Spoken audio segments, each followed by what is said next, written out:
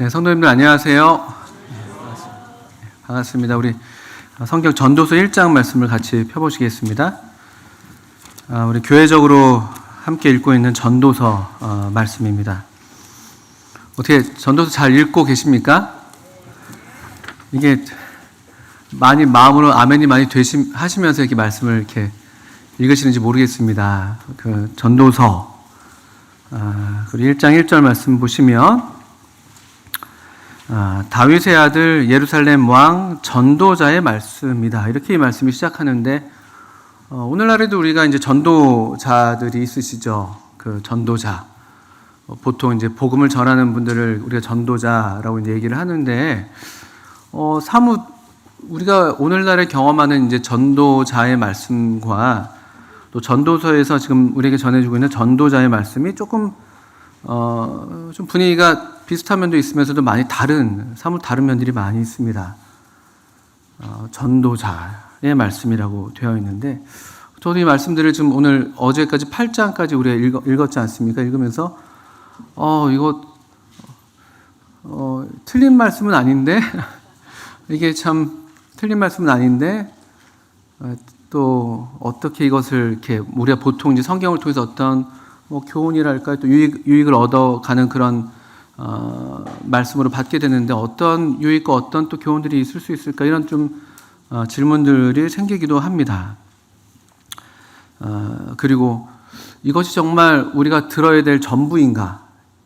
이렇게 적나라한 우리 삶의 이 비참함을 이야기하고 있는데 적나라하게 이것을 그냥 받아들이면 되는 것인가? 등등 좀 이렇게 약간의 우리의 마음에 아주 기쁜 마음으로 꼭 읽어내기는 좀 어려운 그런 말씀인 것 같기도 합니다. 저는 사실 이 전도서에서 이야기하고 있는 어떤 이런 삶에 대해서 충분히 알지 못합니다. 여러분 아시겠지만 제가 나이도 아직 많이 이렇게 살아보지도 못했고 또 삶이 어떠하다 저러하다 이러하다 이렇게 말할 만한 위치에 있지는 않습니다. 그래서 더더군다나 이 삶에 대해서 이야기하고 있는 이 본문 말씀은 좀 저한테 사실 좀 어렵게 느껴지는 것이 사실입니다.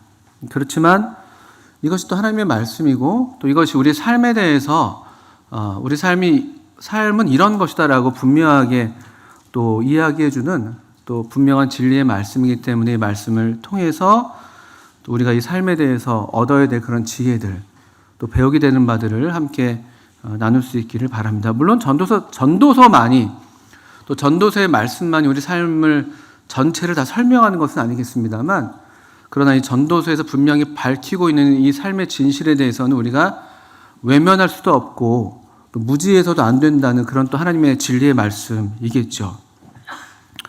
그래서 1장 2절에 이 비극적인 선언으로 이 전도서가 시작된 것을 다 기억하시겠습니다. 전도자가 이르되 헛되고 헛되며 헛되고 헛되니 모든 것이 헛되도다. 뭘 이렇게까지 말씀하셔야 되나? 5번이나 이렇게 그냥 선언으로 시작하는 것이죠. 이 전도자라고 일컬음 받는 사람들을 불러 모아서 또 우리 사람들에게 하나님 말씀을 좀 가르치게 되는 그런 교사일 수도 있겠고요. 또는 목자일 수도 있겠고 또는 특별히 이 전도서가 속해 있는 이런 문학 종류를 고대 근동에서는 지혜 문학이라고 불렀더라고요. 지혜 문학.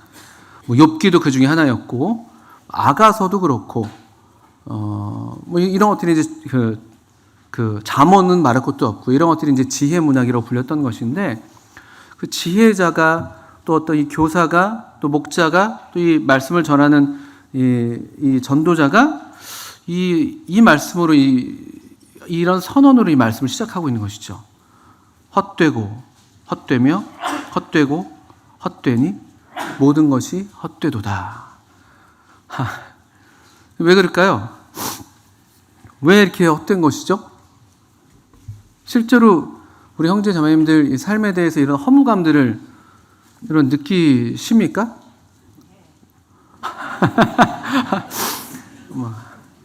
사실이죠. 모르겠습니다. 또 어떤 분들은 나는 결코 헛되지 않은데 내 삶은 참 이렇게 살만하고 나름 행복하고 잘 살았고 어떤 시인이 얘기한 것처럼 아름다운 이 세상 소풍 온 거지 뭐 이러면서 이제 또 이렇게 삶을 살아오시는 그런 달관의 경지에 계신 분도 계시고, 또 실제로 지금 한창 또 우리 뭐 젊은 뭐 학생들이나 뭐 청년들이나, 물론 청년들은 지금 좀 삶의 쓴맛을 보고 계시겠습니다만, 한창 지금 꿈꾸고 또 뭔가 내 삶이 이러기를 바라고 그런 희망들로 가득 차 있고, 또 덜어는 나름대로 뭔가 성공하는 것 같고 원하던 바를 얻고 있는 것 같고, 그런데 뭐가 헛되지 이렇게도 우리가 받을 수도 있죠. 그런데 이 전도자, 이 지혜가 있는 이 지혜자는 이 말씀을 그냥 가감 없이 아주 강조해서 무려 5번이나 한 구절 안에서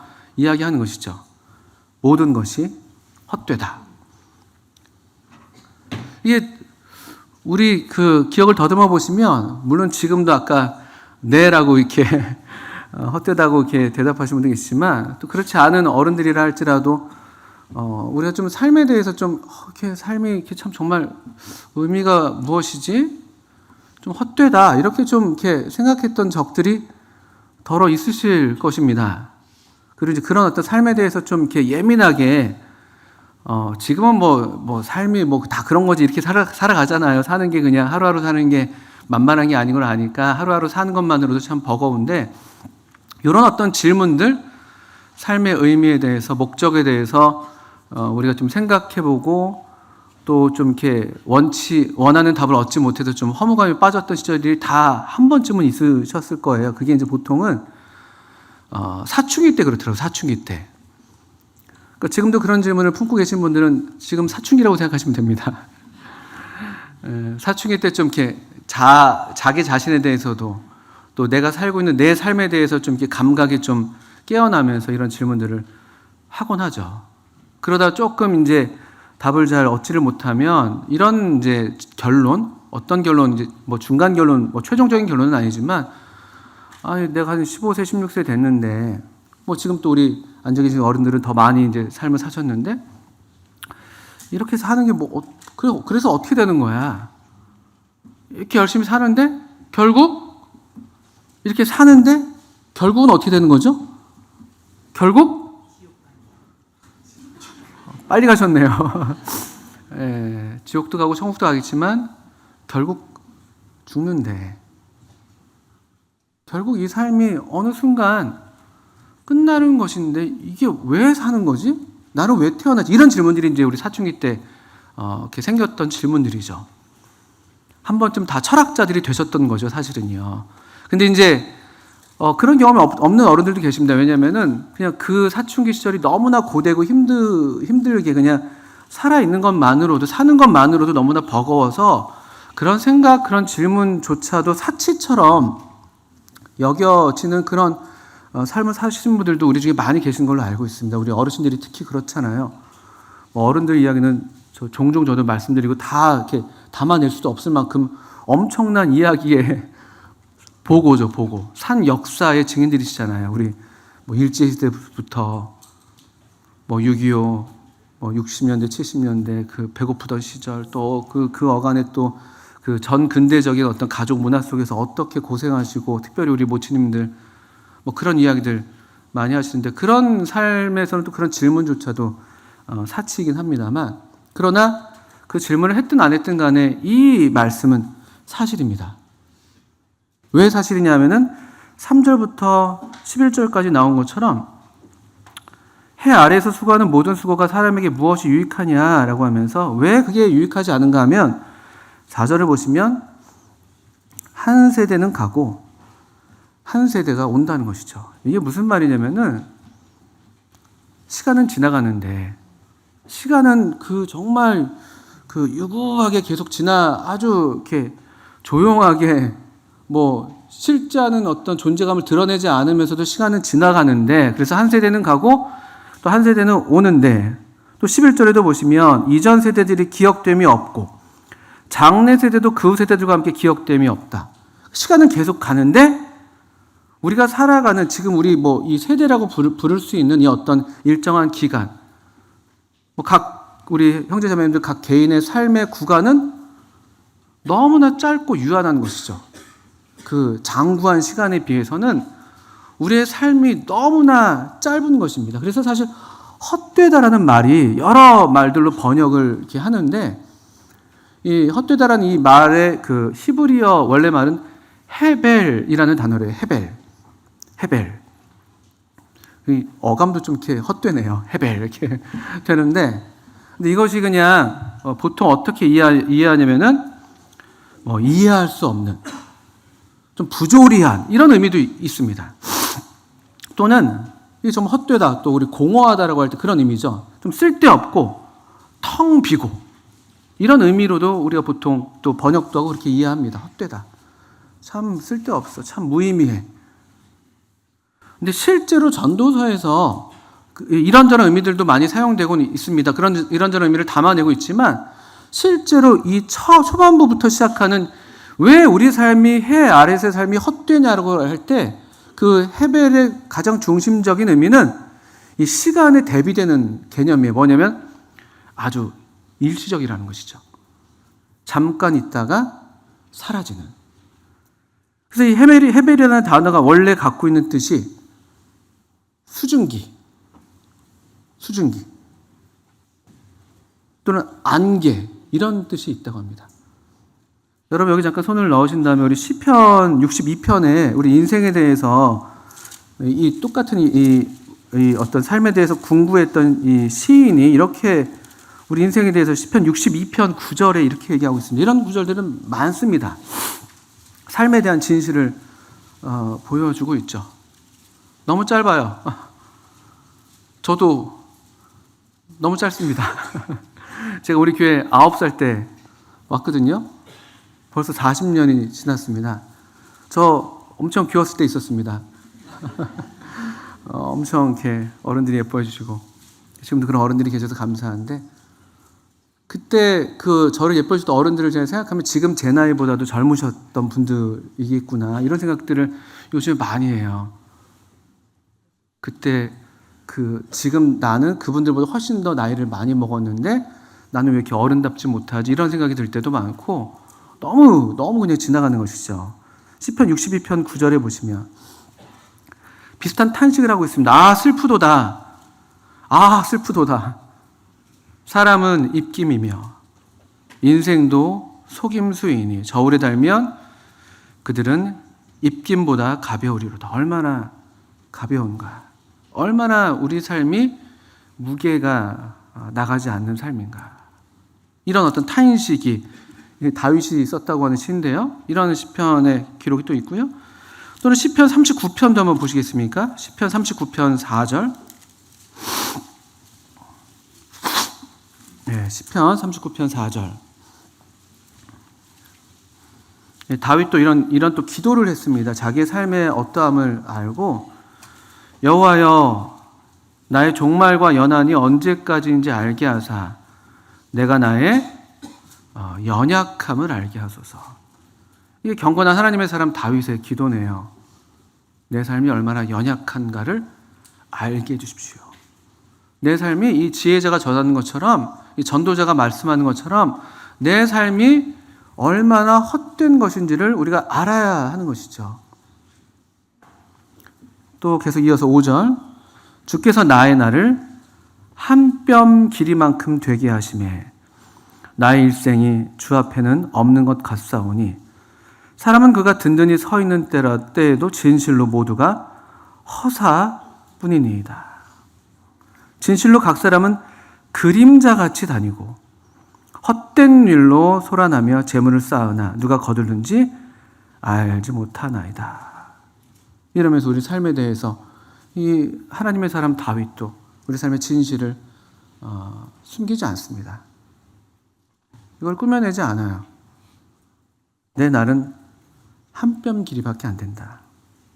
내 일생이라는 것은 사실은 그냥 물리적으로 보면은 정말 영원하신 하나님 앞에, 영원이라는 시간 앞에서 정말 아무것도 아니다, 없는 것 같다는 것이, 없는 것 같다.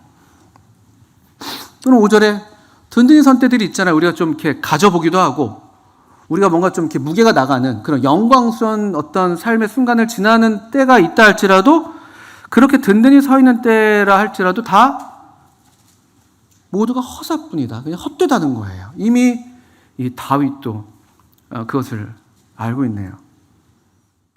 그리고 우리의 삶에 대해서 이제 그림자 같다. 그림자. 정말 실체가 없는 것 같은, 어쩌면 실체가 아닐 수도 있는, 실제이지만, 엄연한 실제이지만 그렇지 않을 수도 있는 그런 어떤 그림자 같은 헛된 일로 또 소란하고, 우리가 정말 이렇게 시끌벅적하게 이 삶을 경영하고 아등바등하는 그런 것들이 가만히 들여다보면은 다 헛된 일 아닌가? 이런 이제 얘기를 하는 것이죠. 그리고 대부분 그것이 일반적으로 사람들은 재물이죠, 재물. 재물이 내 삶의 무게를 가져다 준다고 생각하고, 그것이 내 삶의 의미를 준다고 생각하고, 그것이 내 어떤 이 두 다리가 아주 굳은 다리가 되게 하는 것이라고 생각하고, 그런데 실제로는 그렇게 아등바등 소란하게 살아도 누가 거들는지 아무도 알지 못한다. 이게 또 다윗의 시편 39편의 말씀이기도 합니다. 전도자도 이런 비슷한 얘기들을 전도자 전체적으로 많이 하고 있죠. 우리가 1장에서는 이런 시간 앞에서 얼마나 우리가 일시적인 존재인가, 얼마나 유한한 존재인가, 그렇기 때문에 얼마나 우리 삶이 헛된가, 이렇게 얘기를 하는 걸로 시작하고 있습니다.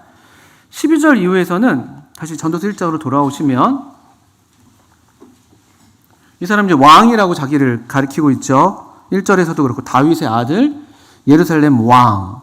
그래서 보통 이 전도자를, 이 스승, 이 어떤 교사를 솔로몬으로 보통 많이 이해를 합니다. 확실하진 않지만 그렇게 보통 이야기하는데요. 1장 12절에 나 전도자는 예루살렘에서 이스라엘 왕이 되어 마음을 다하며 지혜를 써서 하늘 아래에서 행하는 모든 일을 연구하며 살핀즉 이는 괴로운 것이니 하나님이 인생들에게 주사 수고하게 하신 것이다. 내가 해 아래에서 행하는 모든 일을 보았노라. 보라, 모두 다 헛되어 바람을 잡으려는 것이로다. 이렇게 왕으로서 또 정말 모든 지혜를 궁구했던 위대한 어떤 지혜자로서, 존경받는 어떤 교사로서 그가 그 어느 누구보다도 이 삶에 대한 풍부한 경험을 갖고 하는 또 이야기는, 나는 해 아래에서 행하는 모든 것을 보았다는 것이죠. 실제로 누구보다도 많은 삶의 경험을 갖고 있었겠죠. 이스라엘 왕으로서 가장 그 화려했던, 가장 융성했던 이스라엘 왕국의 그 뭐랄까요, 그 태평성대를 이루었던 그 성왕으로서 누가 경험했던 것보다도 더 많은 경험들, 특별히 긍정적인 면에서 많은 경험들을 했죠. 가진 것도 많았고 배운 것도 많았고. 그런데 모두 다 헛되고 바람을 잡는 것 같다. 이건 바람을 잡는 것 같다는 건 무슨 말씀인가요? 바람을 잡을 수가 있나요? 계속 헛손질하는 것이죠. 헛손질. 그 내가 경험한 이 모든 좋은 것들을 내가 잡고 싶지만 다 우리 손에서 그냥 다 빠져나가요. 잡을 수가 없습니다. 바람처럼. 엄연히 내가 경험하고 실제 했던 것인데 이걸 붙들어낼 수가 없다는 얘기를 하고 있네요. 또 2장에서는 우리가 읽으신 것처럼 이제 어떤 이 삶에 대해서 이제 쾌락을 얘기하고 있죠. 2장 1절부터 11절까지는 즐거움, 1절에 너를 즐겁게 하리니 너는 낙을 누리라. 2절에는 웃음에 관하여 말하되 희락에 대하여 이르기를 술로 내 육신을 즐겁게 할까? 나를 위해서 집들을 지을까? 여러 동산과 과원, 삼림에 물을 주고 더 많이 가지고 8절에 은금과 왕들이 소유한 보배와 여러 지방의 보배를 나를 위하여 쌓고 또 노래하는 남녀들과 인생들이 기뻐하는 처첩들을 많이 두었노라. 내가 이같이 창성하여 또 창성하니, 어떤 이 즐거움과 쾌락이죠. 우리 삶에서 우리 삶의 의미가 좀 의미를 더해줄 것만 같은, 의미가 있을 것 같은 그런 것 중에 하나가 이제 쾌락이죠. 쾌락. 뭔가 나를 더 위해서, 나를 더 즐겁게 해줄 만한 어떤 것들, 나를 웃게 하는 어떤 것들을 이제 가져보는 것이죠. 또 가졌습니다. 이 사람은요. 아주 창성했습니다. 근데 그것의 결말도 마찬가지. 2장 11절에 보신 것처럼 그 후에 내가 생각해 본즉 내 손으로 한 모든 일과 내가 수고한 모든 것이 다 헛되어 바람을 잡는 것이며 해 아래서 무익한 것이다. 이 쾌락도 의미가 없다는 것이죠. 2장 15절부터 17절 같은 경우는 지혜, 12절 이유가 될 텐데 지혜가 뛰어난 건 어느 정도 인정은 하는 것이죠. 우매자보다 좀 낫다는 것이에요. 그런데 지혜자나 우매자나 다 똑같다는 거예요. 뭐가 똑같냐 보면은 2장 15절 보시면 내가 내 마음속으로 이르기를 우매자가 당한 것을 나도 당하리니 내가 지혜가 있었다 한들 내게 무슨 유익이 있으리요 하였도다. 이에 내가 내 마음속으로 이르기를 이것도 헛되도다 하였도다. 지혜자도 우매자와 함께 영원하도록 기억함을 얻지 못하나니 후일에는 모두 다 잊어버리는지 오릴 것임이라. 오라 지혜자의 죽음이 우매자의 죽음과 일반이다. 지혜. 어떤 사람들은 이제 지혜. 로마인들이, 이방인들이 지혜를 구했던 것처럼. 지혜를 얻으면 우리 삶이 좀 더 온전해지고 더 좀 이렇게 굳건해지고 의미가 있어지고 또 지혜를 얻어서 그 명예가 영원할 것이야. 그것이 내 삶을 참 지금의 내 삶도 굉장히 어떤 행복감을 가져다 줄 거라고 생각하지만 그것도 헛되다는 거예요. 뭐 앞에서 그러냐, 무엇 때문에 그러냐라고 보니까 죽음은 다 일반이라는 것이죠. 우매자의 죽음이나 지혜자의 죽음이나. 엄청 죽음을 생각하면 정말 이 죽음은 모든 것을 사실 의미 없게 만드는 어떤 아주 강력한 존재인 것을 우리가 보게 됩니다. 세상에 사실은 이 죽음을 뛰어넘는 어떤 의미를 우리 모든 사람들이, 저나 여러분들이 남녀노소 할 것 없이 사실은요, 다 뭔가 의미 있는 삶을 살기를 바라잖아요. 우리 삶이 그냥 흘러가는 것에 대해서 우리가 박수를 보내지 않습니다. 누가 뭐라 하지 않아도 내가 스스로 내 삶에 대해서 오늘 하루가 그냥 덧없이 지나간 것처럼 보일 때, 그럴 때 우리가 사실은 마음이 좀 밤에 잠을 잘 못 드는 이유가 그것이잖아요. 낮에 허송한 시간들이 아까우니까 그걸 생각하니까 밤에 뭘 좀 끄적여 보기도 하고 뭘 좀 하려고 하니까 또 밤에 또 깨어있게 되고 그러면서 계속 불면을 사실 앓고 있는 것이죠. 누구나 다 그렇습니다. 다 의미 있는 삶을 살기를 원하고 뭔가 죽음 이유 또는 죽어서도 영원히 남게 될 어떤 것들을 다 추구하게 돼 있죠. 근데 그게 안 되는 것이죠. 죽음을 정복하지 못해요.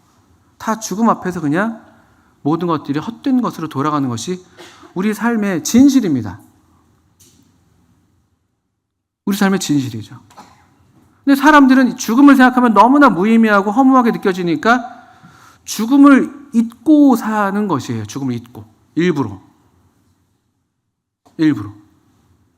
우리 어린 학생들이라고 죽음을 왜 생각 안 하겠습니까? 생각합니다. 우리 중학교 1학년 이민우 같은 친구들도 졸졸졸 피가 났어요 하는 그 친구. 수요 집회 간증이 아주 인상적이었습니다. 얼마나 생기발랄합니까? 피도 막 졸졸졸 나는 거죠. 저는 그렇게 안 나거든요. 그 삶으로 충만한 그 어린아이, 또 학생들이라 할지라도요, 죽음에 대한 생각들을 피할 수 없습니다. 죽으면 어떻게 되는 거지? 또 우리 교회를 다니는 친구들 더더군다나 그렇잖아요. 우리가 이 전도자를 통해서 말씀을 들어왔잖아요. 죽으면 끝이 아닌데 놀라운 진리를 사실은 이미 갖고 있는 것이죠. 여기 전도자는 그 정도까지 나가지도 못한 거예요. 그래서 죽음이 끝이고 죽음 앞에서 아무도 이 죽음을 정복하지 못한 우리 삶의 진실에 대해서 그냥 헛되다고 얘기하고 있습니다. 3장 역시 넘겨보시면 범사에 기한이 있고 천하 만사가 다 때가 있다는 지혜를 전달해 주고 있어요. 그렇지, 살아보니까 때가 있네. 우리 인간은 참 유한하지. 그리고 우리의 경험이라는 것이 다 때가 있고 기한이 있는 것이지. 지금 내가 누린 즐거움이 영원하지 않고 또 지금 내가 누리는 어떤 슬픔이, 내가 당하는 슬픔이 영원하지 않고 다 기한이 있고 때가 있다는 것이에요. 그거 놀라운 지혜입니다. 이 전도자가, 이 지혜자가 삶을 잘 이해하고 있죠. 우리에게 위로가 되는 그런 진리입니다. 범사에 기한이 있고 천하 만사가 다 때가 있다. 날 때가 있고 죽을 때가 있다. 그리고 3장 11절에 우리가 잘 아시는 것처럼 참 감사하게, 이게 놀라운 지혜입니다.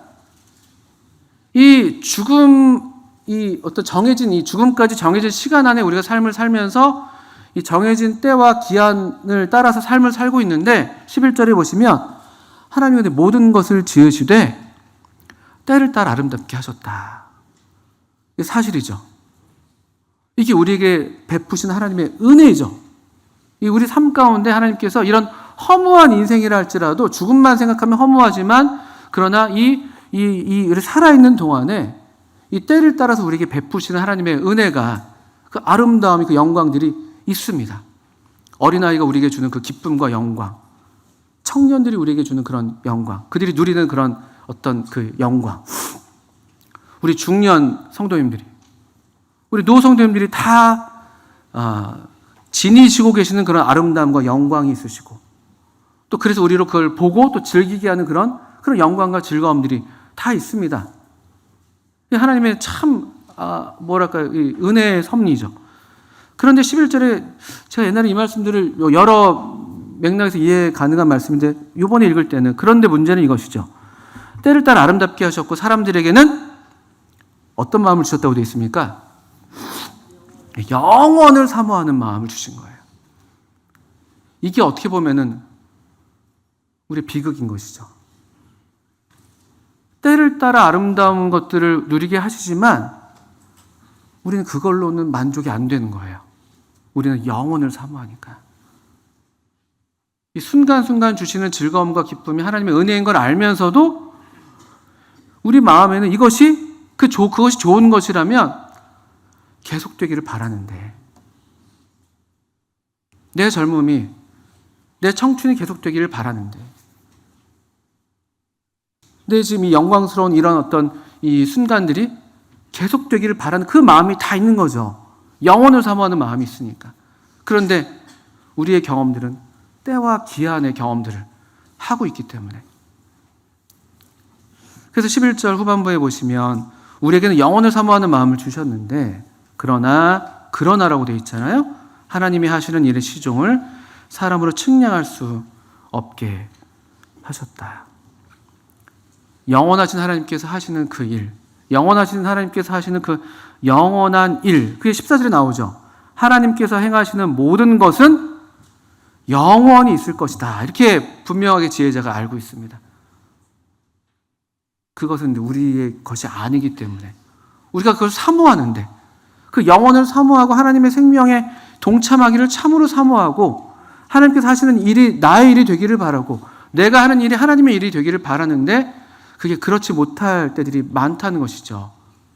우리의 이 유한한 삶의 경험들, 삶 자체도 유한하고 우리의 경험 자체도 유한한 그런 경험들, 이런 일시성과 유한성 속에서 우리가 살고 있기 때문에 헛되다고 얘기하는 것입니다. 그렇지만 우리가 이제 읽어오는 것처럼 그런 헛된 삶 가운데 하나님의 은혜가 곳곳에 있는 것들도 이 전도자는 놓치지 않고 있습니다. 4장의 결정적인, 우리를 헛되게 만드는 바로 그 결정적인 존재가 등장합니다. 4장 1절 보시면 내가 다시 해 아래에서 행하는 모든 학대를 살펴보았도다. 보라, 학대받는 자들의 눈물이로다. 그들에게 위로자가 없도다. 그들을 학대하는 자들의 손에는 권세가 있으나 그들에게는 위로자가 없도다. 학대? 우리 인류가 경험한 어떤 그런 부조리한 학대들에 대한 얘기일 수 있겠죠. 경제적으로든 사회적으로든 정치적으로든. 근데 가만 보니까 이 학대는 그 다음 보시면 2절을 보시면 그러므로 나는 아직 살아있는 산자들보다 죽은 지 오랜 죽은 자들이 더 복되다 하였으며 이 둘보다는 아직 출생하지 아니하여 해 아래에서 행하는 악한 일을 보지 못한 자가 더 복되다 하였노라. 욥기에서 욥이 스스로를 하나면서 내가 차라리 나지 않았으면 좋았을 텐데 차라리 출생하지 않았더라면 더 나한테 복이었을 텐데 그런 말과 같은 말을 하고 있는데요. 여기 그래서 4장 1절에 이 3절까지의 맥락을 보면 이 해 아래에서 우리가 당하는 학대 그리고 그 학대의 어떤 권세라고 하는 것이 무엇일까라고 할 때 2절 3절을 우리가 힌트를 삼아서 유추해 보건대 이 권세는 또 이 학대는 사실은 이 죽음이죠. 죽음. 이것을 우리가 피할 수가 없습니다. 이 권세 앞에서 모두가 다 그냥 피할 수가 없어요. 이 죽음 앞에서 하는 위로들이 죽음이 끝이라고 할 때 죽음을 당한 누군가에게 어떤 위로를 전한다는 게 위로가 될 수가 없죠. 위로자가 그래서 없어요. 위로자가 없도다. 정말 위로하는 사람이 없겠습니까? 위로하겠죠. 위로가 되지 않는 것이죠. 위로가 되지 않습니다. 얼마나 이 학대, 이 죽음의 학대가 얼마나 강력한가, 이 권세가 얼마나 센 것인가, 이런 것들을 우리가 보게 되는데, 비슷한 말씀은 7장에서도 보실 수가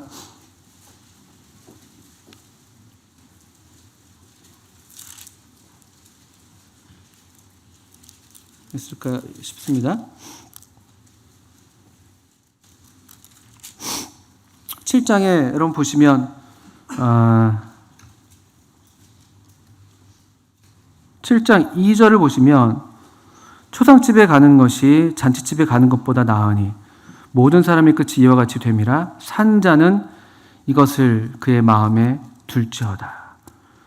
죽는 날이 출생하는 날보다 낫다라고 1절에서도 말씀하시고요. 그리고 15절에 보시면 7장 15절에 내 허무한 날을 사는 동안 하면서 이 우리의 날에 대해서 이 허무한 날을 사는 동안이라고 이야기를 하고 있습니다. 또 9장을 또 넘겨보시면 9장은 이 죽음이 얼마나 다시 한번 최악인 것을 드러내 보이고 있는데, 말하자면 이 학대가 얼마나 무서운 학대인가를 보여주는 것인데, 9장 3절을 보시면 모든 사람의 결국은 일반이라. 이것은 해 아래서 행하지는 모든 일 중에 악한 것이니. 곧 인생의 마음에는 악이 가득하여 그들의 평생에 미친 마음을 품고 있다 후에 죽은 자들에게로 돌아가는 것이라. 이게 악한 것이라고 얘기하고 있습니다. 모든 사람의 결국이 일반인 것. 이게 악한 것이라고 이야기를 하고 있어요. 이렇게만 이제 이 전도서가 제가 다 말씀을 지금 드릴 수가 없습니다만, 그런 이 죽음 앞에서 우리가 살아가는 삶이기 때문에 얼마나 이 헛된지를 우리가 인식하는 것이 지혜라고 얘기하는 것이죠. 지혜라고. 그렇기 때문에 아까 군데군데 우리가 경험하게 된 하나님의 은혜가 얼마나 소중한지, 우리가 일상적인 복들을 많이 말씀하시잖아요. 그냥 너가 수고해서 거기서 낙을 누리는 것보다 더 큰 복이 없어. 너 평생에 그냥 그 아내와 더불어서 즐거움을 누리고 낙을 누리고 이것보다 더 큰 은혜가 없어. 이런 말씀들을 아주 평범하고 일상적인 그런 복을 그래서 말씀하고 있는데, 그것이 별건 아닌 것이 그렇게 복인 이유가, 그렇게 즐거움인 이유가 왠가 하면 우리가 다 이 유한한 존재이기 때문에. 로마 격언 중에 이런 말이 있죠. 여기 이제 아까 우리 전도 7장에서도 그런 말씀일 텐데, 초상집에 가는 것이 잔치집 가는 것보다 낫다. 또 죽는 날이 출생하는 날보다 낫다. 죽음을 기억하라는 거예요. 죽음을. 그걸 이런 말로 하더라고요. 메멘토 모리. 메멘토가 기억해라 이런 뜻이래요. 모리가 죽음. 모리와 함께한 화요일, 이런 책 제목이 있죠. 또 영화 메멘토라는 영화도 있었던 것 같습니다. 기억하기 위해서 계속해서 몸에다 뭘 했던. 죽음을 기억하는 것이 그 라틴 격언이에요.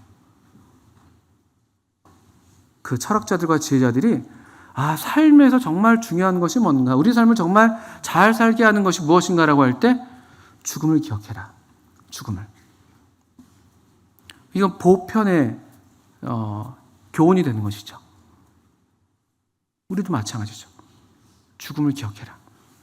내 삶은 짧구나. 내 삶은 한 번뿐이구나. 내 삶은 신속히 날아가는구나.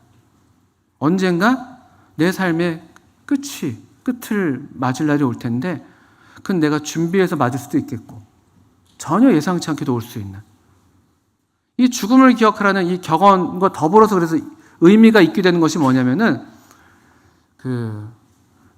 무슨 트로트 노래 제목이기도 하더라고요. 아모르 파티.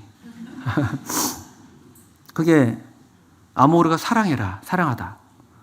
파티가 F죠. 정확히는 F 발음인데 삶.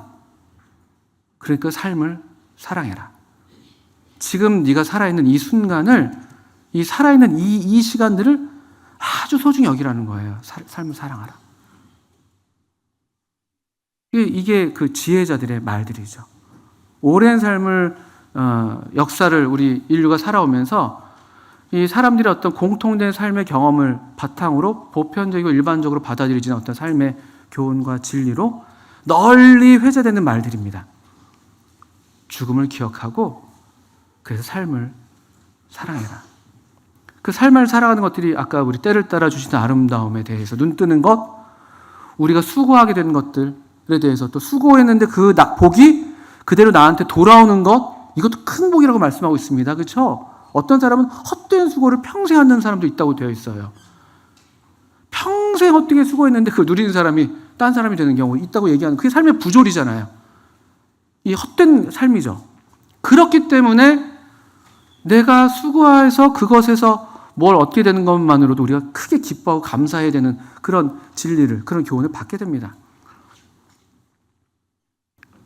그러니까 이 지혜 문학인 전도서는 잠언도 그렇고 우리에게 삶이 무엇이고 삶은 어떠한 특성이 있고 그러니까 어떻게 사는 것이 정말 지혜로운 삶이다라는 것들을 일반적인 면에서 우리가 보통 그냥 어떤 우리가 믿고 알고 있는 어떤 신약 성경의 진리, 또 어떤 구원의 진리, 영원의 진리에 비추지 않더라도 일반적으로도 적용되는 그런 하나의 교훈을 우리가 받게 되는 것이죠. 근데 우리는 여기에서 더 하나 그 이상의 삶이 있죠.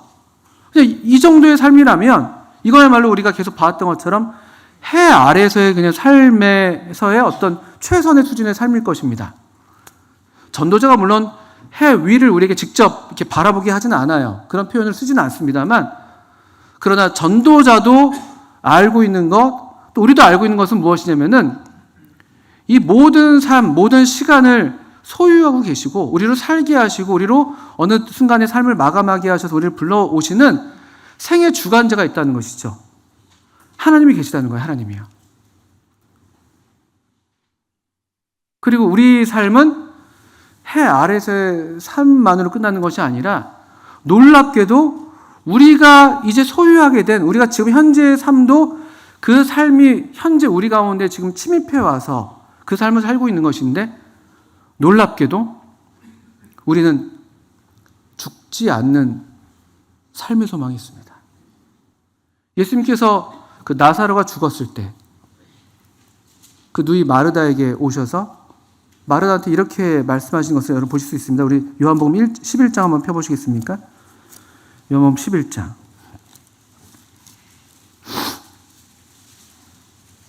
25절, 그 유명한 놀라운 예수님의 자기 선언이십니다. 예수님은 누구신가? 우리가 믿는 예수님은 누구신가? 우리가 예수를 믿는다는 것이 그래서 오늘날 우리 삶에 도대체 무슨 의미가 있는가? 그 죽어서 천국 가는 것인가? 그것만으로도 엄청난 것이죠. 죽음을 극복하는 지금 이야기를 우리에게 들려주고 있는 것이고 그것이 사실인 것을 우리에게 말씀해주고 있으니까요. 예수님께서 이렇게 말씀하십니다. 마르다에게. 예수께서 이르시되 11장 25절, 나는 부활이요 생명이니 나를 믿는 자는 죽어도 살겠고 무릇 살아서 나를 믿는 자는 영원히 죽지 아니하리니 이것을 네가 믿느냐? 죽어도 삽니다. 죽었는데 그냥 우리 모든 인간의 보편적인 그냥 경험이고 사실이 그냥 죽으면 끝이야 라고 많은 사람들이 말하지만 그렇지 않습니다. 나를 믿는 자는 죽어도 삽니다. 얼마나 좋은 말씀입니까?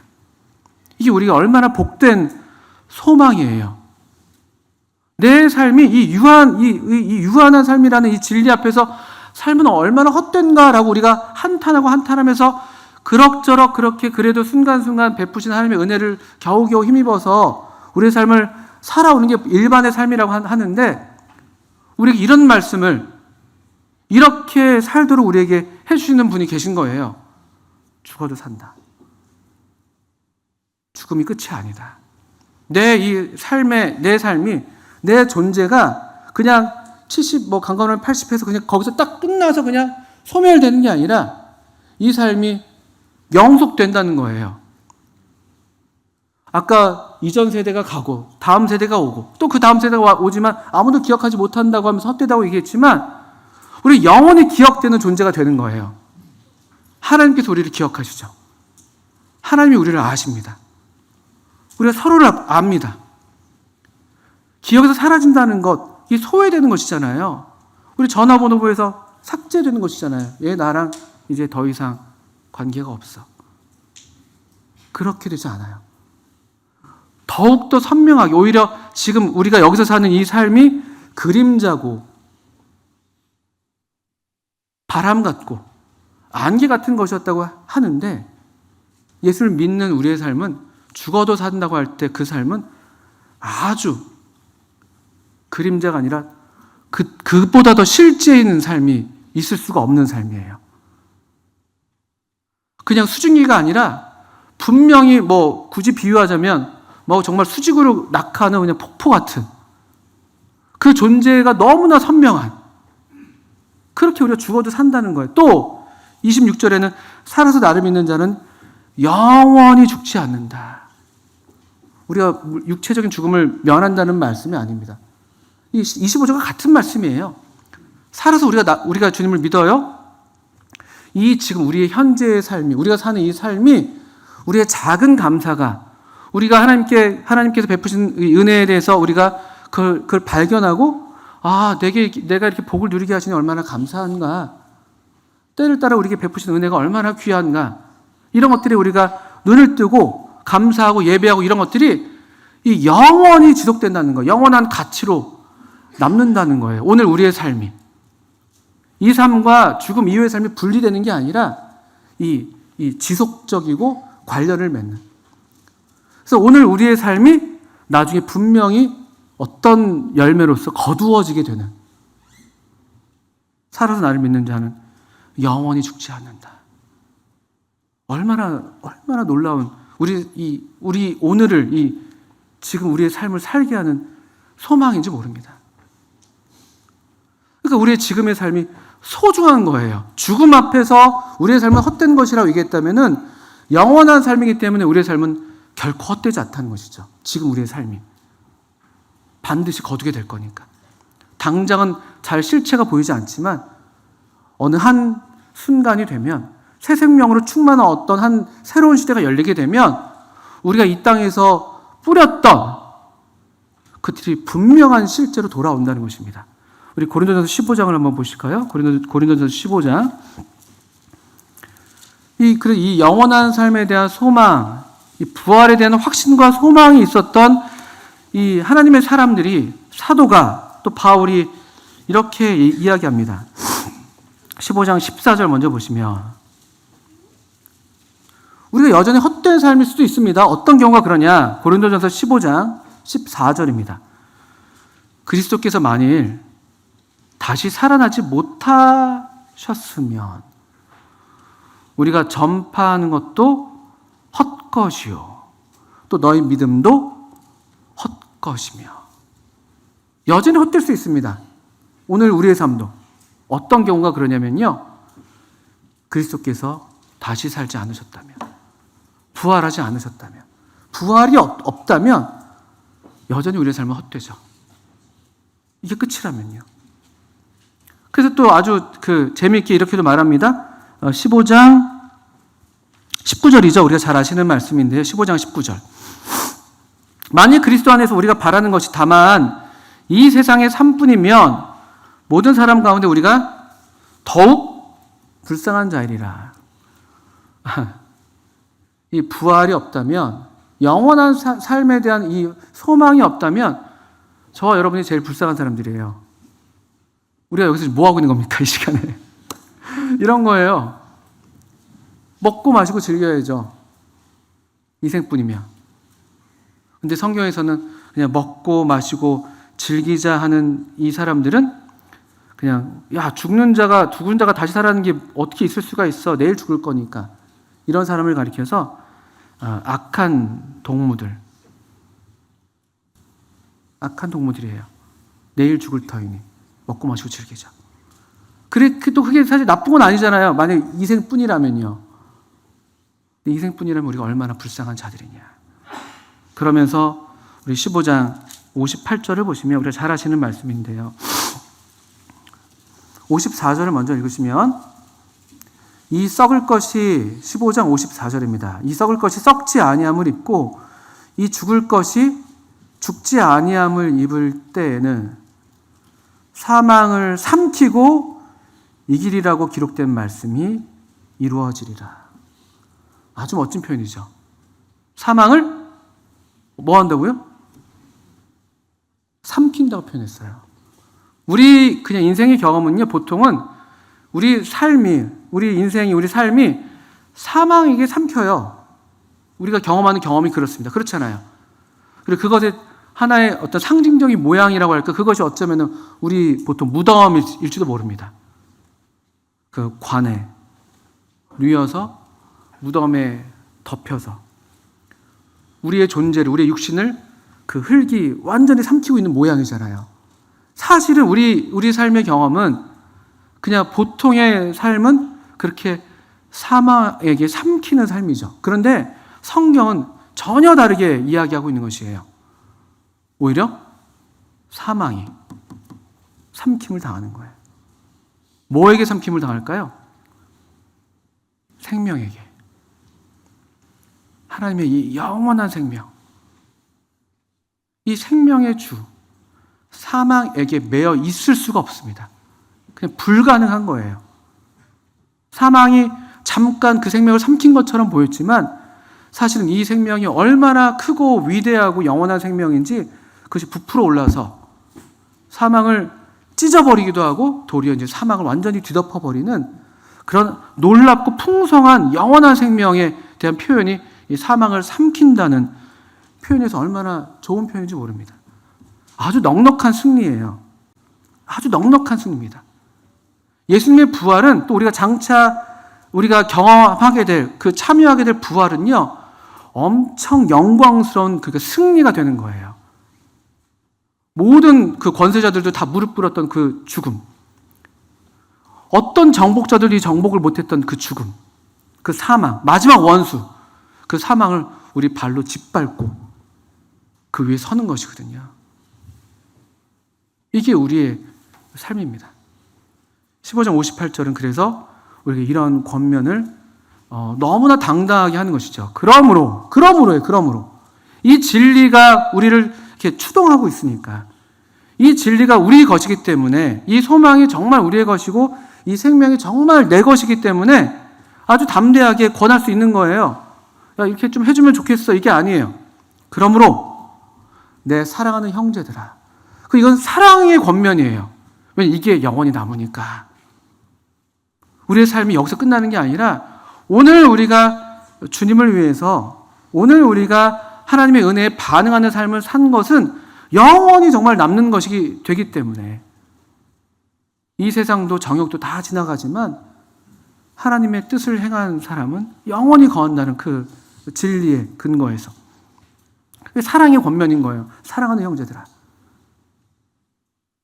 견실하며 흔들리지 말고 항상 주의 일에 더욱 힘쓰는 자들이 되라. 이는 너희 수고가 주 안에서 뭐라고요? 헛되지 않은 줄 압니다. 헛되지 않습니다. 우리 헛된 세상에 살고 있지만 헛된 삶으로 시작해서 끝날 수 있는 우리도 그런 사람들이었지만 우리의 삶은 헛되지 않습니다. 헛되지 않습니다. 이게 우리가 얻게 된 참된 지혜입니다. 이것이 그래서 우리 주님 예수 그리스도가 하나님의 지혜이고 하나님의 능력이라고 불림받는 이유인 것 같아요. 하나님의 참된 지혜가 우리를 얼마나 살리시는지, 얼마나 우리의 삶을 풍성하고 의미로 가득하고 소망으로 가득하게 하시는지. 오늘 우리의 삶이 비록 남들과 똑같이, 오히려 남들보다 더 좀 어려운 어떤 삶의 순간을 지나는 때가 있다 할지라도, 이미 그런 수많은 삶을 지나왔다 할지라도 그들이 헛되지 않게 하십니다. 헛되지 않게 하세요. 이미 이 생에서도 그렇고 오는 새로운 이 생명의 시대에는 더더군다나 우리가 기대하지 못하고 생각하지도 못한 풍성한 생명으로 우리에게 덧입혀 주실 것입니다. 그리고 모두 저와 여러분들 모두가 이런 복된 소망 가운데 우리 남은 삶을 정말 지혜롭게 주의 뜻이 무엇인가 분별하면서 순종하는 그런 삶이 되시길 바랍니다. 함께 기도하겠습니다.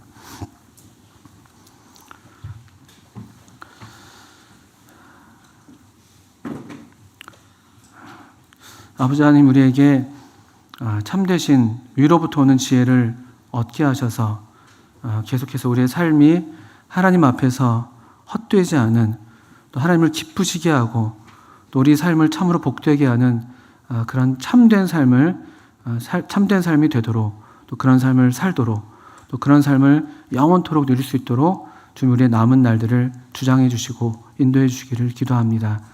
우리에게 같은 복된 소망을 주신 하나님께 참 감사드리며 예수님의 이름으로 기도합니다. 아멘.